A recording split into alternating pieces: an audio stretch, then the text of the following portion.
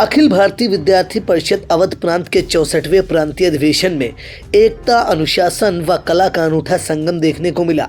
सीतापुर के रसोरा स्थित सीतापुर शिक्षा संस्थान में 29 से 31 दिसंबर तक आयोजित होने वाले प्रांत अधिवेशन में सूबे के वित्त एवं संसदीय कार्य मंत्री सुरेश खन्ना बतौर मुख्य अतिथि मौजूद रहे। वित्त मंत्री सुरेश खन्ना का अधिवेशन में पहुंचने पर बटकों द्वारा फूल बरसाकर स्वागत किया गया। उन्होंने सबसे पहले सीतापुर आंख अस्पताल के संस्थापक डॉक्टर महेश प्रसाद मेहरे की स्मृति में आयोजित प्रदर्शनी का अवलोकन किया। एबीवीपी के क्षेत्रीय संगठन मंत्री घनश्याम शाही ने प्रदर्शनी में लगाई गई कलाकृतियों के बारे में मुख्य अतिथि सुरेश खन्ना को विस्तार से जानकारी दी। अधिवेशन का शुभारंभ मुख्य अतिथि वित्त एवं संसदीय कार्य मंत्री सुरेश खन्ना, विशिष्ट अतिथि एबीवीपी के राष्ट्रीय अध्यक्ष प्रोफेसर राज शरण शाही, प्रांतीय अध्यक्ष प्रोफेसर नीतू सिंह सहित अन्य पदाधिकारियों ने मां सरस्वती एवं स्वामी विवेकानंद की प्रतिमा के समक्ष दीप जलाकर किया। प्रांत मंत्री पुष्पेंद्र वाजपेयी ने वित्त मंत्री सुरेश खन्ना का स्वागत बुके, एबीवीपी का पटका और स्मृति चिन्ह देकर किया। अधिवेशन में मौजूद एबीवीपी के पदाधिकारियों ने अनुशासन का अद्भुत उदाहरण पेश किया। वित्त एवं संसदीय कार्य मंत्री सुरेश खन्ना ने अधिवेशन को संबोधित करते हुए एबीवीपी के कार्यों और संघर्षों की सराहना की।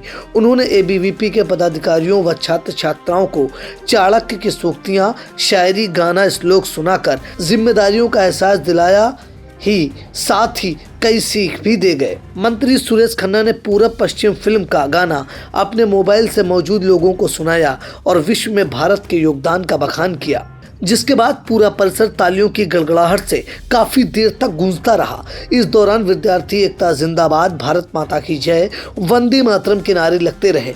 मंत्री सुरेश खन्ना ने लगातार 50 मिनट तक अपने संबोधन से एबीवीपी पदाधिकारियों में जोश भरने का काम किया। साथ ही नैमिषारण्य की महत्ता और सीतापुर के बुनकरों की भी तारीफ की। सेवा की बात सबने कही। जिंदगी का उद्देश्य सेवा है, जिंदगी का लक्ष्य सेवा है, अंततोगत्वा लक्ष्य सेवा है और दूसरे की जिंदगी को आसान बनाना ये हमारा सबसे बड़ा लक्ष्य होना चाहिए। सेवा परमो धर्म। तुलसीदास जी आज से 480 वर्ष पहले कह गए थे कि परहित सरिस धर्म नहीं भाई, कि दूसरे के हित से बड़ा कोई धर्म नहीं होता। और गीता क्या कहती है? 18वें अध्याय का 46वां श्लोक, यथा प्रवृत्ति भूतानाम येन सर्वविदं ततम् और स्वकर्मणा तमभ्यर्चा सिद्धिम विदन्ति मानवा। अर्थात हम अपने स्वाभाविक कर्मों से किसी न किसी की मदद करें, चाहे हम किसी जरूरतमंद को कंबल दें या भोजन दें, चाहे किसी निर्धन का इलाज कराएं, चाहे किसी की पढ़ाई में मदद करें।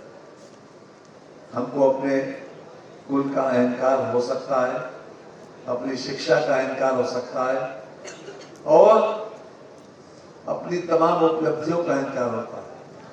और सबसे बड़ा अहंकार यह होता है कि हमको कोई अहंकार नहीं। सबसे बड़ा अहंकार यही होता है। अगर इससे बच सके तो बचे। और सबसे आखिरी बात कि भाग्य और मुकद्दर नाम की चीज को अपनी डिक्शनरी से काट देना। काट देना। मुकद्दर जो कुछ करोगे वही प्रतिफलित होगा।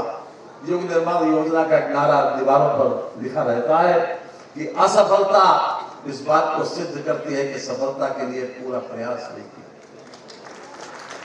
और भाग्य उनका भी होता है जिनके हाथ नहीं होते, उनकी रेखा नहीं होती। गीता के 18वें अध्याय का 14वां श्लोक वो बताता है कि सब कुछ पुरुषार्थ है, सब कुछ पुरुषार्थ। अधिष्ठानम तथा कर्ता करणम च पृथक विदम विविधाश्च पृथक चेष्टा दैवम चैवात्र पंचमम। किसी काम की पूर्ति के लिए 5 चीजों की जरूरत है। एक स्थान, दूसरा कर्ता, तीसरा उपकरण, चौथा चेष्टाएं और 5वां ईश्वर अल्लाह खुदा गाड जिसकी भी कृपा मानते हो। ये गीता कहती है 18वें अध्याय का 14वां श्लोक। किसी व्यक्ति को अगर बाईपास सर्जरी करानी हो तो वो किसी आरएमपी का क्लिनिक नहीं ढूंढेगा, वो ढूंढेगा अपोलो, स्कॉट, लखनऊ का SGPGI या KGMU, जहाँ स्थान भी है, कर्ता भी है, डॉक्टर्स भी हैं, चेष्टाएं हैं, आईसीयू भी है, वेंटिलेटर भी है, और अगर केस बिगड़ जाए तो उपकरण भी है। स्थान, कर्ता, चेष्टाएं और उपकरण, केस बिगड़ जाए तो सेकेंड ओपिनियन लेने के लिए दूसरे डॉक्टर भी। 20% स्थान के, 20% कर्ता के, 20% चेष्टाओं के और 20% उपकरण, 80% पुरुषार्थ है। और उसके बाद जिसको भी मानते हो 20%, उसको आप कुछ भी कह सकते हो, वो भी अपने आप में, जब सब कुछ आप ये कर देते हो तब फैसला ईश्वर के ऊपर छोड़ देते। मोदी जी ने नई शिक्षा नीति के माध्यम से ये कोशिश की है कि हम अपना माइंड अप्लाई करें। रट के पढ़ने से हम वक्ती तौर पर पर्टिकुलर सब्जेक्ट के बारे में तो कुछ हासिल कर सकते हैं, लेकिन वो हमारे मन मस्तिष्क को विकसित करने के लिए काफी नहीं है। तो हमारे मस्तिष्क का विकास इस प्रकार से हो कि हम हर समस्या का सोच के जवाब दें, माइंड अप्लाई करके उसका जवाब दें। इसलिए जो नई शिक्षा नीति आई है उसमें हर स्थान पर इस बात की कोशिश की है कि रटने की परंपरा को समाप्त करके लगातार हमारे माइंड का विकास, मस्तिष्क का विकास इस प्रकार से हो कि हम हर समस्या का इलाज सोच समझकर, अपने माइंड को अप्लाई करके उसका समाधान कर सके। कोई भी समस्या हमारे सामने आए, और पढ़ाई लिखाई का मतलब भी यही। डॉक्टर महेश मेहरे का नाम यहाँ पर बहुत आया, ये सभागार भी उन्हीं के नाम से बना है। एक कितना बड़ा संकल्पशील व्यक्ति, जिसको 1955 में पद्मश्री और 1970 में जिनको पद्म भूषण उपाधि से सम्मानित किया गया। पद्मश्री भारत का चौथा सम्मान है और पद्म भूषण भारत का तीसरा सम्मान है। भारत रत्न, पद्म विभूषण, पद्म भूषण और फिर पद्मश्री। और आपको मालूम है कि किस किस लिए सम्मानित किया गया? कि उन्होंने 32 स्थानों पर आंख के अस्पताल बनाए और उसमें सीतापुर का रोल बहुत लीडिंग रहा। मैं मदुरई गया था, मदुरई में भी डॉक्टर महेश मेहरे के द्वारा वो अस्पताल स्थापित किया गया और उस अस्पताल में इतनी तरक्की की। शंकर नेत्रालय का तो नाम है चेन्नई का, लेकिन उस मंत्रालय ने इतनी तरक्की की है उस हॉस्पिटल में कि वहां पर कैटरेक्ट के लेंस बनते हैं और पूरी दुनिया में जितने लेंस प्रयोग होते हैं उसका 10% खाली मदुरई का मेहरे द्वारा अस्पताल जो स्थापित किया गया है वही बनाता है, और वो सारा के सारा एक्सपोर्ट करता है। जिंदगी के तमाम योजनाओं को तभी कार्यान्वित कर सकते हैं जब हम निरोगी रहें। अगर हेल्थ का पहले ध्यान हो, मैं समझता हूं कि तभी हम सब कुछ परफॉर्म कर सकते हैं। और उन्होंने इसके ऊपर चिंता व्यक्त की और आंख का अस्पताल उन्होंने सीतापुर में ऐसा बनाया कि आज भी वो तमाम तरीके के उदाहरण उनको एक प्रेरणा स्रोत के माध्यम से मानते हुए दिए जाते हैं। मैं आपको खास तौर से एक पूरब पश्चिम फिल्म आई थी, आप लोगों ने सर उसको नहीं देखा होगा, लेकिन उसको उसमें एक इंदिवर का लिखा हुआ 4 लाइन का जो गद्य में होना चाहिए था वो पद में निर्धारित वो किया है, इंदिवर का लिखा हुआ।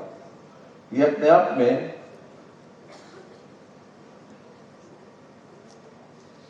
हम आपको सुनवाई देते कि कितना ज्यादा हमने, भारत ने क्या क्या दिया दुनिया को।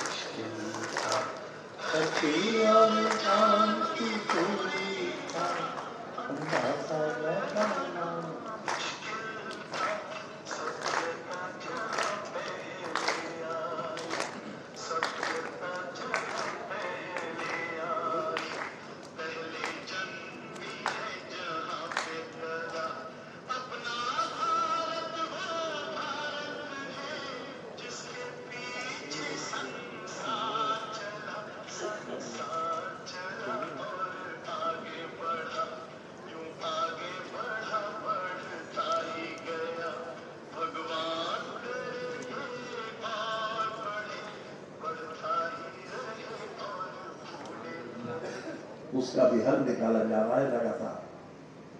तो कहीं पर से एक कॉम्प्लेक्स नहीं होना चाहिए कि पश्चिम के लोग हमसे ज्यादा बुद्धिमान हैं या पश्चिम के लोग कहीं पर से हमसे ज्यादा क्रियाशील हैं या उनके अंदर जज्बा ज्यादा है या आईक्यू हमसे बेटर। हमारी आईक्यू के मुकाबले में दुनिया में किसी की आईक्यू नहीं।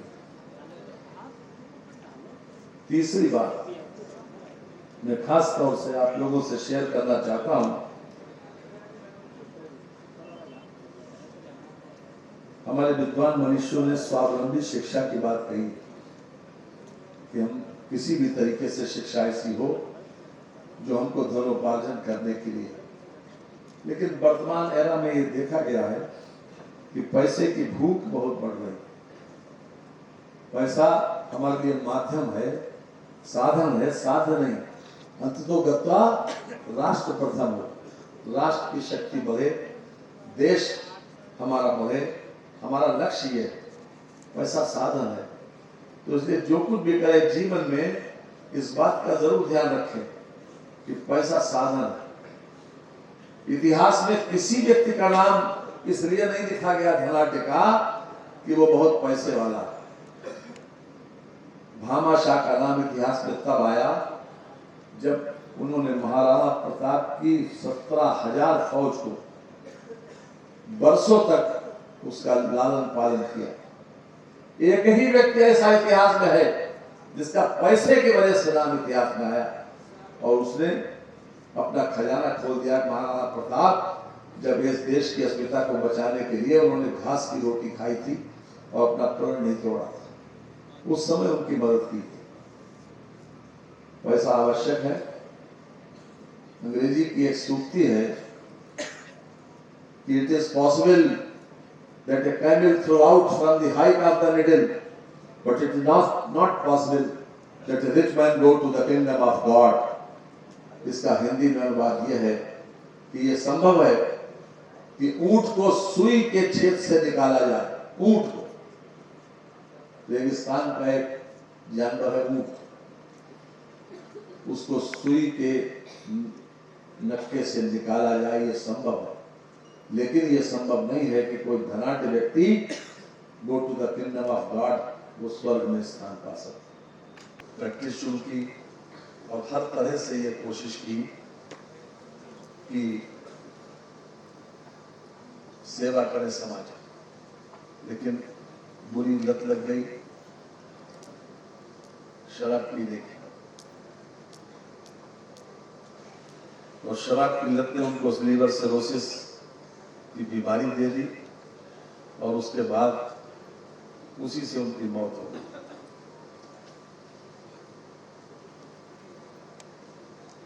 उन्होंने लिखा है आखिर में, 4 लाइनर कभी भी थे, स्वीकारोक्ति लिखी कि सारे जहां का दर्द लिए मैं चला तो था, फिर अपने मुनाफों का सफर भा गया मुझे। सारे जहां का दर्द लिए मैं चला तो था, फिर अपने मुनाफों का सफर भाग गया मुझे। चीजों को तो महसूस मैं करता था, मगर अब चीजों को तोलने का हुनर आ गया मुझे। चीजों को तो महसूस मैं करता था, मगर अब चीजों को तोलने का हुनर आ गया मुझे। तस्वीरें बता, अब हम बताएंगे कहाँ बोलने चाहिए। तस्वीरें बता चंद हसीनों के खत तो क्या, सामान मेरे घर में क्या क्या जमा नहीं।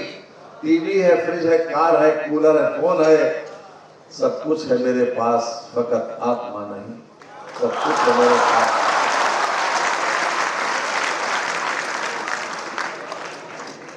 एबीवीपी के राष्ट्रीय अध्यक्ष प्रोफेसर राज शरण शाही ने संगठन की स्थापना, प्रांतीय अधिवेशन की महत्ता की जानकारी दी और युवाओं को अपनी ताकत पहचानने का आह्वान करते हुए कहा, छात्र संगठनों का उदय जिस गति से हुआ है उसी गति से वो कालकौलिक भी हुए, वो समाप्त भी हुए। लेकिन एक ऐसा छात्र संगठन जो काल के प्रवाह के साथ लगातार यशस्विता के साथ विश्व पटल पर इतिहास रचते हुए आगे बढ़ रहा है, तो ध्यान में आता है कि इसके पीछे की ताकत क्या है। तो यह स्पष्ट होता है कि उसके पीछे की ताकत उसका वैचारिक अधिष्ठान है। क्योंकि दुनिया के अन्य छात्र संगठन किसी घटना, किसी परिस्थिति, किसी परिवेश, किसी प्रश्न के कारण खड़े होते हैं, लेकिन अखिल भारतीय विद्यार्थी परिषद का उदय किसी घटना, किसी परिस्थिति, किसी प्रश्न के कारण नहीं, बल्कि इसके स्थापना के पीछे एक वैचारिक अधिष्ठान कार्य कर रहा है। उस वैचारिक अधिष्ठान की प्रेरणा से यह ध्येय यात्रा सतत प्रवाहमान है, सतत और दिव्यता के साथ और प्रखरता के साथ आगे बढ़ी है। जब इस 77 वर्ष के इतिहास का अध्ययन करते हैं तो ध्यान में आता है कि छात्र संघ को हमने राष्ट्र संघ के रूप में ही परिवर्तित नहीं किया, बल्कि छात्र संघ को रचनात्मक दिशा भी देने का कार्य किया है। समाज जीवन में जितनी समस्याएं हैं, केवल समाज के सामने प्रश्न खड़ा करने का कार्य नहीं किया, समाधान देने का भी कार्य किया है। इसलिए जब पर्यावरण का संकट आया तो हमने विकासात्मक विद्यार्थी खड़ा किया। जब समाज के सामने जल, जंगल, जमीन, जानवर के संकट उत्पन्न हुए तो विकासात्मक विद्यार्थी नामक प्रकल्प खड़ा किया। जब देखा कि सेवा का भाव, स्वामी विवेकानंद कहते हैं सेवा ही मनुष्य ईश्वर सर्वोच्च रूप में अगर किसी के सामने प्रकट होता है तो सेवा के रूप में प्रकट होता है। इसलिए हमारे यहाँ तो वैदिक मंत्रों में कहा है कि शिक्षार्थ आइए और सेवा जाइए। इसलिए शिक्षार्थी का पहला धर्म शिक्षा प्राप्त करना, लेकिन उससे भी बड़ा धर्म उसका सेवा करना है। इसलिए सेवा विद्यार्थी का प्रकल्प, एसएफएस का प्रकल्प खड़ा किया। इसी प्रकार से हम ये मानते हैं कि प्रत्येक युवा, स्वामी विवेकानंद हमारे प्रेरणा के स्रोत है। स्वामी विवेकानंद के एजुकेशन की परिभाषा देखिए तो कहते हैं स्वामी जी की education is the manifestation of perfection already in the man. शिक्षा व्यक्ति के अंदर जो निहित पूर्णता है, उस पूर्णता की अभिव्यक्ति शिक्षा है। हमारी ये मान्यता है, हमारी संस्कृति की ये मान्यता है कि जिस प्रकार से कोई ऐसा अच्छा नहीं है जिससे मंत्र न बनता हो, उसी प्रकार से कोई ऐसा विद्यार्थी नहीं है जिसमें दिव्यता के कोई न कोई गुण न निहित हो। आवश्यकता इस बात की है कि उसमें अंतर्निहित दिव्यता के गुणों को पहचाना जाए और उसके प्रकटन का अवसर प्रारंभ किया जाए। इसलिए प्रत्येक विद्यार्थी में छिपी प्रतिभा को प्रकट करने के लिए, रचनात्मक प्रतिभा को प्रकट करने के लिए हमने राष्ट्रीय कला मंच का प्रकल्प खड़ा किया। एबीवीपी के प्रांत अध्यक्ष प्रोफेसर नीतू सिंह ने अधिवेशन को संबोधित करते हुए कहा, तो ऐसे अवध प्रांत का जो प्रांतीय अधिवेशन सीतापुर की पौराणिक, ऐतिहासिक और सांस्कृतिक नगरी में संपन्न होने जा रहा है, इसमें मैं आदरणीय मुख्य अतिथि और यहाँ आए हुए सभी प्रतिनिधियों का हार्दिक स्वागत और अभिनंदन करते हैं। यह नरेंद्र देव जी जैसे एकेडमिशियन और राष्ट्रवादी की धरती है। यह मनोज पांडे जैसे शहीद की धरती है। साथ ही साथ यहाँ उर्दू, खैराबाद में उर्दू के प्रसिद्ध विद्वान हुए जिनका उर्दू साहित्य में विशेष योगदान है। तुलसीदास जी के समकालीन नरोत्तम दास जी की धरती है और महान दानी दधीची की धरती है। एबीवीपी के अवध प्रांत के मंत्री पुष्पेंद्र वाजपेयी ने संगठन के कार्यों, संघर्षों और गतिविधियों की जानकारी देते हुए क्या कुछ कहा, उसे भी सुनिए। और इस भारत को अखंड भारत, समरस भारत, समृद्ध भारत और संपन्न भारत बनाने का सपना लेकर इस अधिवेशन के उपस्थित, इस सभागार में उपस्थित मैं अवध प्रांत के 26 जिलों से आई, कोने कोने से आई युवा तरुणाई का हार्दिक अभिनंदन करता हूं, स्वागत करता हूं। सीतापुर जिले के अंदर यह पहला मौका है जब इतना विराट विद्यार्थी परिषद का अधिवेशन आयोजित हो रहा है। सीतापुर एक, जैसा दीदी ने बताया कि एक पौराणिक भूमि है, 88,000 ईसा मुनि की तपोस्थली है और निश्चित तौर पर यह देव कल्याण की भूमि है, क्योंकि इसी भूमि पर महर्षि दधीच ने वृत्तासुर का संहार करने के लिए अपनी अस्थियों का दान दिया है। ऐसी लोक कल्याण की भूमि भी यह सीतापुर है। एबीवीपी सीतापुर के नगर मंत्री अलककांत श्रीवास्तव ने अधिवेशन को संबोधित करते हुए कहा, और षड्यंत्रों के किरदारों से अभावित यही कहती है, जितना हमें तपाओगे हम और कर निकलेंगे। 85,000 ऋषि मुनियों की पावन तपोस्थली, महर्षि दधीच के बलिदान की भूमि सीतापुर में अखिल भारतीय विद्यार्थी परिषद अवध प्रांत के प्रांत अधिवेशन के उद्घाटन सत्र में मंचस्थ मुख्य अतिथि श्रीमान सुरेश खन्ना जी, अखिल भारतीय विद्यार्थी परिषद के राष्ट्रीय अध्यक्ष प्रोफेसर राजन शाही जी, प्रांत अध्यक्ष प्रोफेसर नीतू सिंह जी, प्रांत मंत्री श्री पुष्पेंद्र वाजपेयी जी, केंद्रीय कार्य समिति सदस्य शीतल कुमारी जी, स्वागत समिति अध्यक्ष श्रीमती प्रियंका गुप्ता जी, स्वागत समिति मंत्री श्री नवीन अग्रवाल जी एवं सीतापुर जिले के सभी गणमान्य नागरिकों का और छात्र शक्ति को राष्ट्रीय शक्ति के रूप में स्थापित करने वाली इस युवा तरुणाई का मैं अलककांत श्रीवास्तव, नगर मंत्री अखिल भारतीय विद्यार्थी परिषद सीतापुर, हार्दिक आभार, वंदन, अभिनंदन। इससे पूर्व वित्त एवं संसदीय कार्य मंत्री सुरेश खन्ना का स्वागत सीतापुर पहुंचने पर भाजपा जिला अध्यक्ष राजेश शुक्ला, विश्राम सागर राठौर, नीरज वर्मा झल्लर सहित एबीवीपी पदाधिकारियों ने आरएमपी डिग्री कॉलेज के निकट स्थित फ्लाईओवर के पास बुके देकर किया। सीतापुर शिक्षा संस्थान में आयोजित एबीवीपी के 64वें प्रांत अधिवेशन में अवध क्षेत्र के सीतापुर, बिस्वा, लखीमपुर, गोला, हरदोई, संडीला, उन्नाव, लालगंज, लवकुश नगर, रायबरेली, लखनऊ पूरब, लखनऊ पश्चिम, लखनऊ उत्तर, लखनऊ दक्षिण, बाराबंकी, रामसनेही घाट, बहराइच, श्रावस्ती, अयोध्या महानगर, महाराजगंज, गोंडा, अयोध्या ग्रामीण, नंदिनी नगर, अंबेडकर नगर सहित 26 जिलों के करीब 1500 पदाधिकारी शामिल हो रहे हैं। अधिवेशन में अखिल भारतीय विद्यार्थी परिषद के आए हुए पदाधिकारियों और विद्यार्थियों को प्रेरित किया गया। विभिन्न विषयों पर मंथन होगा। विकसित भारत के संकल्प को पूरा करने के लिए युवाओं को तराशने का काम किया जाएगा। साथ ही समाज में युवाओं की भूमिका का भी एहसास कराया गया। आपको बता दें, अखिल भारतीय विद्यार्थी परिषद की स्थापना 9 जुलाई 1949 को हुई थी और संगठन के 75 वर्ष पूरे होने पर सीतापुर की धरती पर अब तक का सबसे बड़ा अधिवेशन आयोजित किया गया है। एबीवीपी के सदस्यों की बात करें तो वर्तमान में पूरे देश में संगठन के 50,77,785 सदस्य हैं। 3 दिवसीय अधिवेशन के दूसरे दिन 30 दिसंबर को एबीवीपी पदाधिकारियों द्वारा विशाल शोभा यात्रा निकाली जाएगी।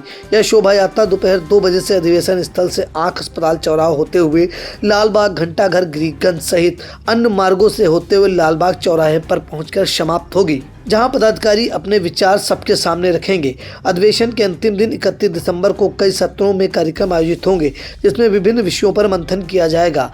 आगामी वर्षों के कार्यक्रम की योजना बनाई जाएगी। साथ ही पदाधिकारियों में उत्साह भर उन्हें प्रेरित किया जाएगा। इसके अलावा अवध प्रांत के नवीन कार्यकारिणी का भी गठन इसी दिन होगा। अधिवेशन में चुनाव अधिकारी डॉक्टर रूप नारायण सिंह ने प्रोफेसर नीतू सिंह को अखिल भारतीय विद्यार्थी परिषद की अवध प्रांत व पुष्पेंद्र वाजपेयी को प्रांत मंत्री के रूप में पुनर्निर्वाचित किया। साथ ही पिछले सत्र की कार्यकारिणी को भंग किया गया। प्रांत मंत्री पुष्पेंद्र वाजपेयी ने बताया कि पिछले सत्र में एबीपी अवध प्रांत के कार्यकर्ताओं ने कुल 4,71,121 नए सदस्यों को जोड़ा है। अधिवेशन में नगर विकास राज्य मंत्री राकेश राठौर गुरु, भाजपा जिला अध्यक्ष राजेश शुक्ला, सीतापुर एमएलसी पवन सिंह चौहान, पूर्व एमएलसी भरत त्रिपाठी, पूर्व भाजपा जिला अध्यक्ष अचित मेहरोत्रा, राकेश त्रिपाठी, स्वागत समिति के अध्यक्ष प्रियंका गुप्ता, विहिप जिला अध्यक्ष व स्वागत समिति मंत्री नवीन अग्रवाल, सीतापुर नगर अध्यक्ष आशा सिंह, प्रांत सह मंत्री रोहित सिंह, केंद्रीय कार्यकारिणी सदस्य शीतल कुमारी, पूनम मिश्रा, सत्यप्रकाश मिश्रा, दीपक सिंह, लक्ष्मी पांडे, प्रियंका गुप्ता, अभिनव मिश्रा, विजय शंकर पांडे, विश्राम सागर राठौर, रोहित सिंह, जया सिंह, सुधाकर शुक्ला, सचिन मिश्रा, उदित वाजपेयी, अभिमन्यु सिंह, राजेश्वर दयाल रस्तोगी, नीरज वर्मा झल्लर, मनोज तिवारी, हर्षित पांडे, अनुराग मिश्रा, दिव्यांगी बंगाली, अमन अवस्थी, अभिषेक वाजपेयी, अनुराग तिवारी, प्रबल वाजपेयी, नैमिष रत्न तिवारी, पंकज पांडे, अर्पण जायसवाल सहित भारी संख्या में एबीवीपी पदाधिकारी व भाजपा नेता मौजूद रहे।